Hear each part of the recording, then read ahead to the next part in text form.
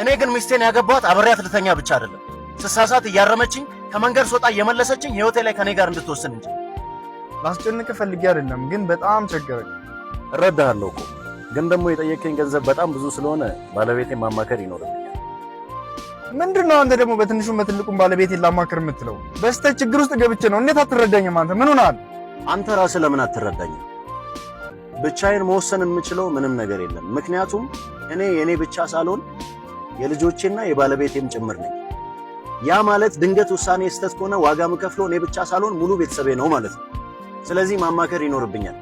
ነገሩ ለኔ እንዳልከኝ ላይሆን ይችላል። በቁጥጥሯ ስራ አስገብታህ ነው እንጂ ሴት የተቆጣጠረችውን ደግሞ መጠየቄ። ተቆጣጠረኛ ያንተን አላቅም። እኔ ግን ሚስቴን ያገባኋት አብሬያት ልተኛ ብቻ አይደለም፣ ስሳሳት እያረመችኝ ከመንገድ ስወጣ እየመለሰችኝ ህይወቴ ላይ ከኔ ጋር እንድትወስን እንጂ። ከሚስቴ ጋር የተጋራሁት አንሶላ ብቻ አይደለም ህይወቴንም ጭምር ነው። ስለዚህ የማደርገው ነገር የምወስነው ውሳኔ ለቤተሰቤ አይበጅም ብላ ካሰበች አልቃ ገብታ የማስቆም ሙሉ መብት አላት። አንተን ለማስደሰት ብዬ ችግር ውስጥ ብገባ ትዳሯ ተበትኖ ከቤተሰቧ ከልጆቿ ጋር ሜዳ ላይ የምትቀረው እሷ ስለሆነ ሴት ትቆጣጠሯለች ይለኛል።